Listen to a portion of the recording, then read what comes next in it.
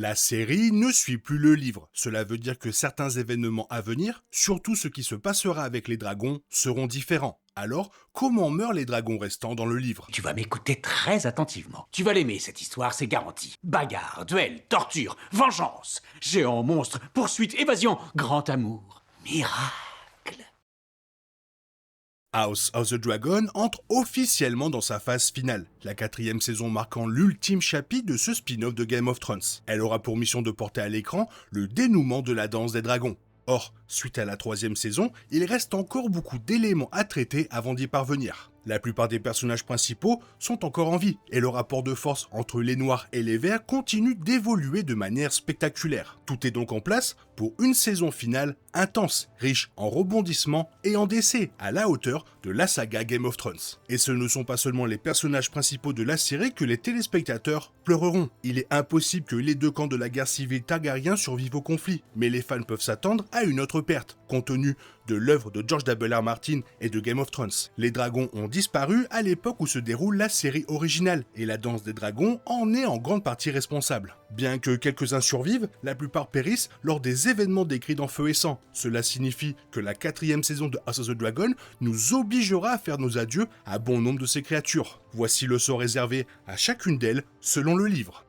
Nuée d'orage est un dragon issu de Feu et Sang que les fans de House of the Dragon voient peu, voire pas du tout, bien qu'il puisse agir du dragonceau aperçu aux côtés des enfants de Rhaenyra dans le Val au cours de la saison 2. Il est lié à Aegon III, le fils aîné de Rhaenyra et d'Aemon. La série consacre peu de temps à ce duo. Dans le livre, Aegon III et Viserys II sont capturés alors qu'ils font route vers Pentos, un événement jamais mentionné dans la série. Aegon III et Nuée d'Orage parviennent à échapper à leur ravisseur et s'envolent vers Pendragon, ce qui entraîne l'implication de Jacaerys dans la bataille du Gosier. Le prince Aegon s'est agrippé désespérément au cou de son dragon. Nuée d'Orage a été grièvement blessé durant la fuite. À son arrivée à Pendragon, des tronçons de flèches innombrables étaient fichés dans son ventre et un carreau de scorpion lui traversait le cou. Nuée d'Orage mourut dans l'heure alors que son sang brûlant jaillissait, noir et fumant de ses blessures. Après la mort de son dragon, Aegon ne vola plus jamais. Il est évident que House of the Dragon a pris une direction très différente. On peut donc se demander si l'on reverra Nuée d'Orage, il pourrait très bien périr hors champ.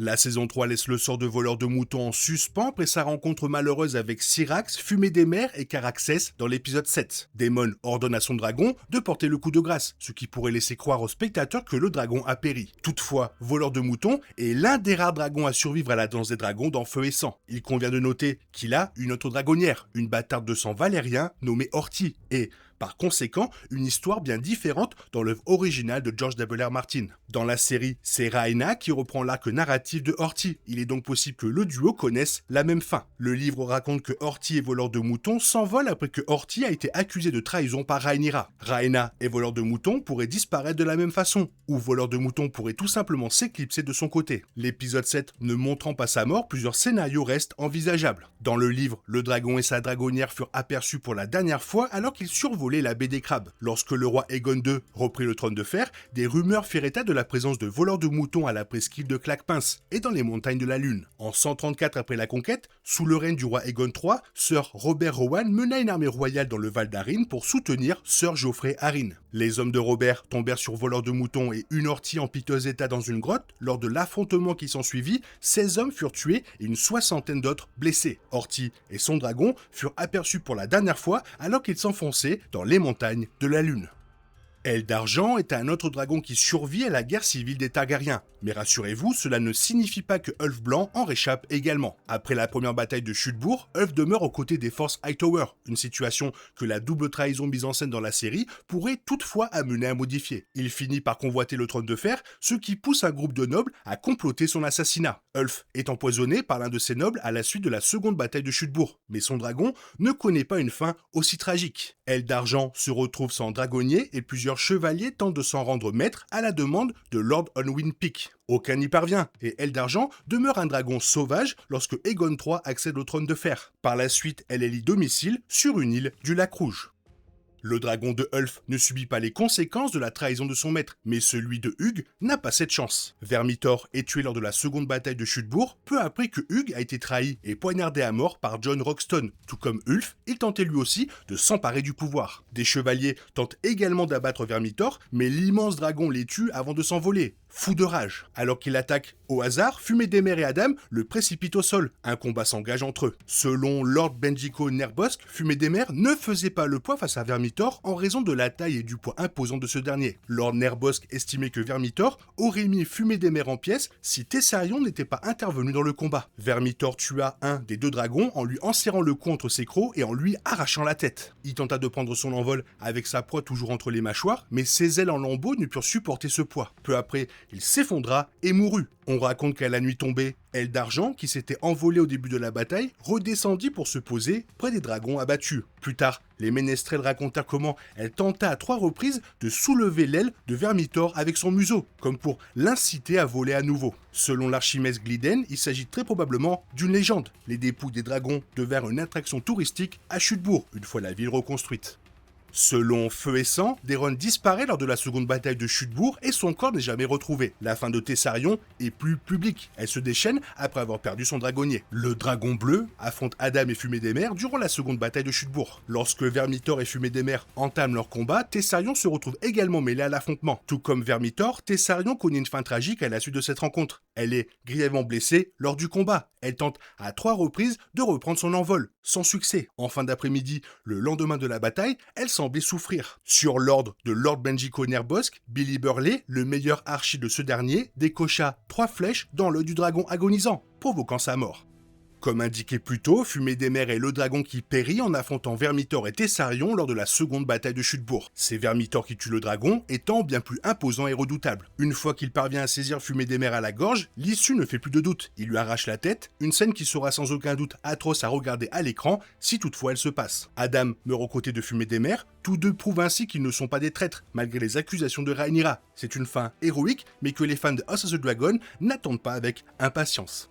Tyraxes est un autre dragon que la série ne présente pas officiellement, à moins qu'il ne s'agisse du bébé dragon venu du Val, mais il est lié au prince Joffrey, personnage qui bénéficiera d'un peu plus de temps à l'écran lors de la saison 4. Rhaenyra fait venir Joffrey à Port-Réal dans la saison 3, puisqu'il est désormais son héritier. Malheureusement, ce rôle sera de très courte durée. Joffrey trouve la mort lors de l'émeute de Port-Réal, alors qu'il tente de sauver Tyraxes. La foule prend d'assaut Fosse Dragon durant les troubles et parvient à tuer les dragons qui s'y trouvent encore. Passant outre les ordres de sa mère, Joffrey tente de se rendre à la fosse sur le dos de Syrax pour sauver son dragon. Celle-ci le désarçonne en plein vol et Tyraxes périt tout de même lors de l'assaut de Fosse Dragon.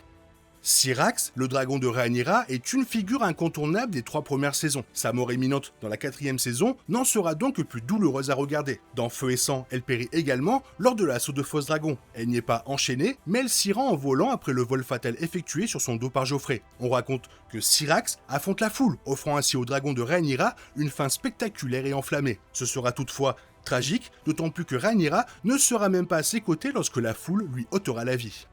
Après la mort de Elaena dans le final de la saison 3, son cheveu se retrouve sans dragonnier. Elle se trouve également toujours à Fosse Dragon, ce qui en dit long sur son sort. Elle est une nouvelle victime de l'assaut contre la fosse. Tout comme Syrax, son cheveu affronte effectivement les émeutiers, un événement préfiguré par le rêve de Elaena dans l'épisode 7 de la saison 3. Feu et Sang précise que son cheveu est le seul dragon à briser ses chaînes pour y poster. Alors qu'elle est attaquée, elle s'envole vers le dôme et provoque l'effondrement de toute la fosse aux dragons. Au moins, elle périt en se défendant.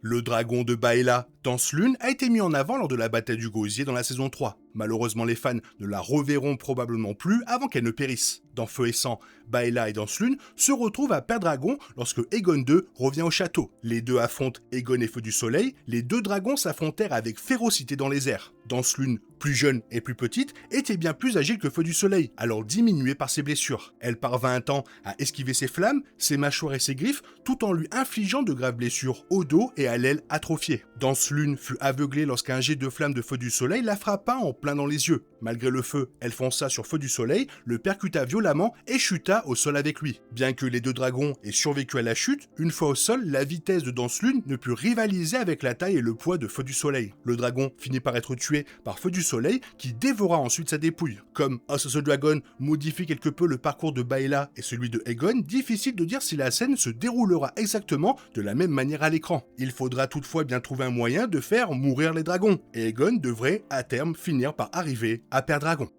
Feu du Soleil survit peut-être à son affrontement avec Baela et Danselune, mais il en ressort encore plus grièvement blessé. Le combat lui coûte un œil et le rend incapable de voler à nouveau. Il finit par succomber à ses blessures. Aegon cherche alors à faire tuer Baela en représailles, mais il finit par en être dissuadé. Avant de mourir, le dragon joue toutefois un rôle crucial dans le dénouement de la danse des dragons. Lorsque Aegon capture Rhaenyra à son retour à Père-Dragon, il ordonne à son dragon de la brûler et de la dévorer. La scène se déroule sous les yeux de Aegon III, un détail que Geoffrey révèle dans Game of Thrones. Ce sera une scène atroce pour toutes les personnes présentes. Vhagar est absente durant la majeure partie de la saison 3, mais les fans n'ont probablement pas encore vu tout ce dont le dragon de Aemon est capable. Elle doit prendre part à une bataille très attendue. Dans Feu et Sang, Aemon et Daemon s'affrontent lors de la bataille au-dessus de Œil-Dieu. Il serait insensé de ne pas inclure cet événement dans la série. Les deux dragonniers, comme leur dragon, y périssent, promettant ainsi un affrontement spectaculaire. Vu la taille de Vhagar, il est difficile de trouver un dragon capable de la battre. Caraxès parvient toutefois à lui enserrer le cou de ses mâchoires, tandis que Daemon saute d'un dragon à l'autre pour tenter de tuer son adversaire. Tous les quatre plongent dans le lac et les corps des deux dragons sont retrouvés par la suite. Le dragon de Daemon pourrait bien réussir l'exploit de vaincre Vhagar, mais Caraxès y laissera la vie. Alors que les deux bêtes s'entre-déchirent, Caraxès est grièvement blessé. Contrairement à Vhagar, la chute dans Œil-Dieu ne le tue pas sur le coup, mais le dragon de Daemon finit par mourir après avoir atteint la rive. Curieusement, le corps de Daemon n'est pas retrouvé aux côtés du sien. L'impact avec l'eau du lac aurait sans aucun doute dû lui être fatal, mais ce mystère soulève des questions. La mort de Caraxès sera l'une des plus difficiles à encaisser dans la saison 4, surtout après que la saison 3 lui a conféré une telle personnalité. Le dragon de Daemon est un favori des fans, c'est précisément ce que recherchent les créateurs. Cela rendra le dénouement bien plus déchirant. Vu la situation après la fin de la saison 3, il y a beaucoup de choses qui pourraient changer. À voir comment cela va se passer. Toi, qu'est-ce que tu en penses? N'hésite pas à me le faire savoir dans la zone commentaire. Si tu as des théories sur les morts qui vont changer, n'hésite pas à me le faire savoir. Sinon, comme d'habitude, bisous bisous, bye bye. T'es toujours là, toi? C'est fini. Rentre chez toi. Allez, dehors. Naï, naï, naï.